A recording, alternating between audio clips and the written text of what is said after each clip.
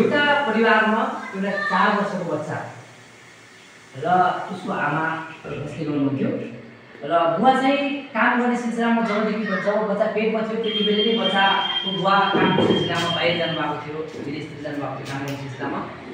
बच्चा 4 वर्ष भइसक्दा पनि बुवा फर्केको उताबाट कुनै खबर के भन्छन् कहाँ छन् के गर्दैछन् भन्ने कुनै खबर थिएन। घरमा एकदमै दयनीय अवस्था थियो। आमालाई बच्चालाई पालन पोषण गर्नको लागि साह्रै गाह्रो थियो। अर्काको घरमा काम गरेर मजदुरी गरेर अर्का घरमा भाँडा माझेर बच्चालाई पालन पोषण गरिरहनु भएको थियो। त्यसमाथि पनि आमाको एउटा आँखा थिएन र तिनी आमाले आफ्नो बच्चालाई हुर्काउन बढाउन म कुनै पनि कन्सिडर कहिले पनि राख्नु भएन। आफू दिनरात काम गरी आफू सुती नसुती पनि बच्चालाई उसको लालन पोषणको लागि र शिक्षा दीक्षाको लागि साह्रै दुःख गरिरहनु भएको थियो।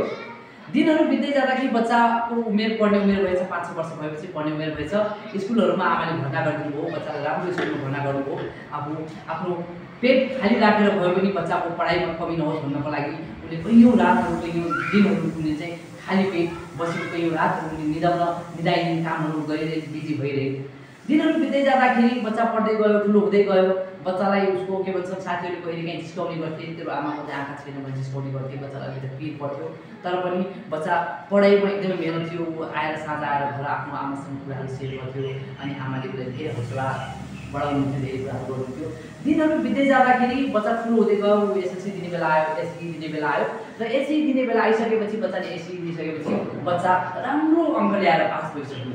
राम्रो अङ्क ल्याएर पास भइसकेपछि आमालाई अझ बढी जिम्मेवारी भयो। अब मेरो बच्चाले हाई स्कुल पढ्न जानुपर्छ, अब मेरो बच्चाले +2 पढ्न जानुपर्छ भनेर बजार पढाउनुपर्छ भनेर आमाले अझ बढी मेहनत गर्न थाल्नुभयो।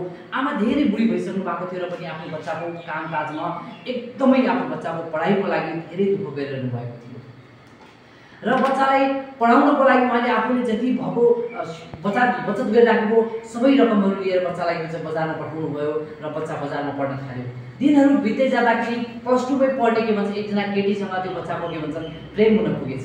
प्रेम हुन पुगिसकेपछि अब त्यो बच्चा बिस्तारै बिस्तारै आफ्नो त्यो प्रेमिकासँग प्रेममा भुल्न थाल्यो र आमालाई यता अलि पहिले जति फोन गर्ने गर्थ्यो, जति कुरा गर्ने गर्थ्यो आमासँग, अब त्यो संचार अब त्यो सम्बन्ध के भन्छ अलिकति टाढा बनाउन थाल्यो उसले।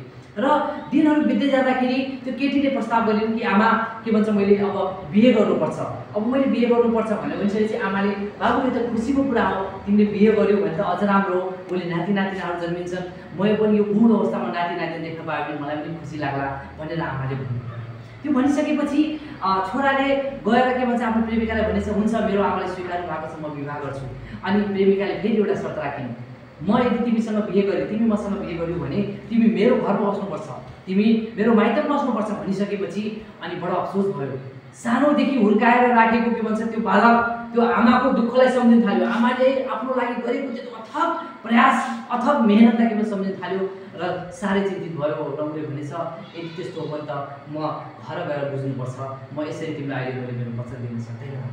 त्यति भइसकेपछि हुन्छ भन्ने प्रेमिकाले र त्यसपछि प्रेमिकासँग छुटिएर घर सोधिसकेपछि आमा म एउटा कुरा लिएर आएको छु, त्यो कुरा तपाईँले स्वीकार दिनुभयो भने पक्कै पनि मलाई राम्रो होला र मलाई लाग्छ तपाईँले मेरो भविष्य राम्रो होस् भन्न चाहनुहुन्छ होला, नै भन्नुहुन्न होला भनेर आमालाई पक्कै ठुलै गर्न थालेछ। के कुरा हो भन्न छोरा भनेर भनिसकेपछि उसले भन्छ आमा म बिहे गर्ने भनेको केटीले मलाई बजारमै बस्नुपर्छ, मेरो माइतै बस्नुपर्छ भनेर भन्दैछिन्, अब म के गर्ने आमा भनिसकेपछि आमाले सहजै स्वीकार गरे। बाबु म त डाँडापारीको जुन हो, आज छु भोलि छैन, उसै पनि मेरो उमेर त साह्रै धेरै भइसकेको छ, अब म कतिसम्म वर बाँच्ने, ठिक छ तेरो खुसी जहाँ छ त त्यहीँ बस्न सक्छ छोरा, यसमा केही अप्ठ्यारो मान्नु पर्दैन भनिसकेपछि त्यसपछि गयो। त्यसपछि बिहे धुमधामसँग भयो र बस्न थालेछ, बजार बस्न थालेछ।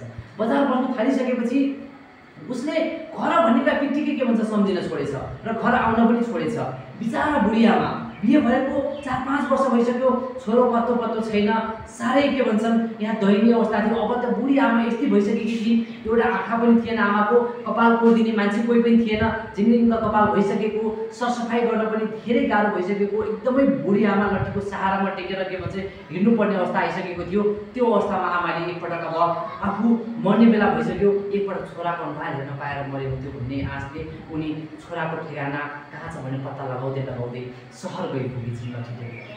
सहर गइपुगिसकेपछि उनी पत्ता लगाउँदै होइन भाग्यको खेल उनको भगवानले पनि उनलाई साथ दिए, घर पत्ता लगाउन उनी सफल भए।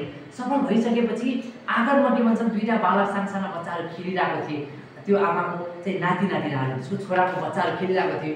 साह्रै माया लागेर के भन्छ त्यो आमाले आफ्नो नातिहरूलाई के भन्छ अँगालो हाल्न पुगेछन् र त्यो आमालाई देखेर बच्चाहरू डराएछन्।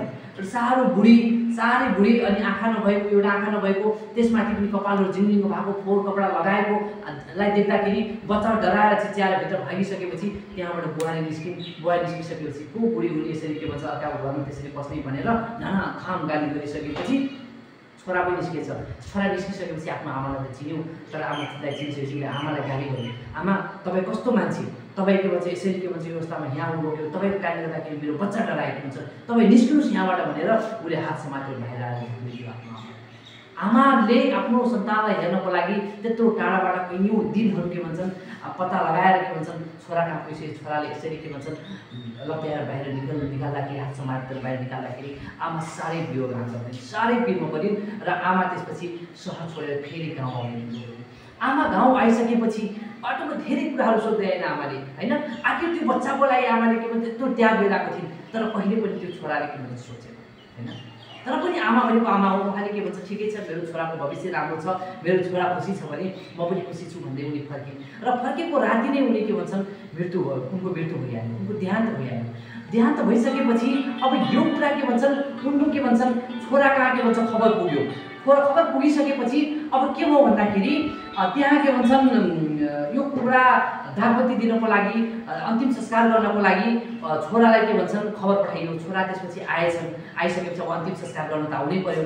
आइसकेपछि एउटा चिठी के भन्छन् आमासँगै के भन्छन् त्यो एउटा दागबत्ती दिनुभन्दा अगाडि एउटा चिठी छोराको हातमा पर्यो र छोराको हातमा परेको चिठी यसरी लेखेर पढे छोराले।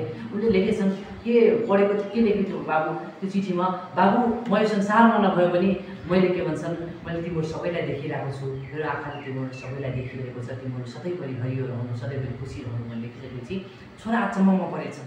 छोरा अचम्ममा परेछन् र त्यही नजिकै भएको एकजना डक्टरलाई सोधेछन्, डाक्टर साहब यो आमाले चिठी के को लागि कसरी लेख्नु मैले बुझेन।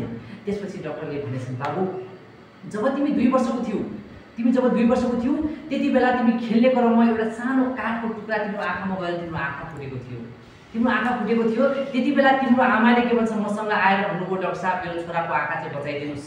भोलिका दिनमा मेरो छोरा ठुलो भयो भने मेरो छोरालाई कसैले के भन्छ कानो भन्यो भने मेरो छोरालाई एउटा आँखा मात्रै छ भनेर भन्यो भने मेरो छोरालाई त्यति बेला धेरै पिर पर्छ। मेरो छोरा भोलिका दिनमा राम्रो ठुलो मान्छे बन्नको लागि धेरै के भन्छ पछि पर्न सक्छ। त्यो भएकाले मेरो आँखा निकाल्नु भने मेरो छोराको आँखामा राखिदिनुहोस् डाक्टर साहब भनिसकेपछि तिम्रो आँखा भनेको तिम्रो आमाको आँखा हो, तिम्रो आमाको आँखा निकालेर मैले तिम्रो आँखामा राखिदिएको हुँ। त्यस कारणले गर्दाखेरि तिम्रो आँखाले तिमी चाहिँ तिम्रो आमाले हेर्नु भएको छ, संसार हेर्नु भएको छ तिम्रो आँखा। त्यो भएकाले गर्दाखेरि आमा सदैव महान हुन्छन् भनेको यो कारण यही हो।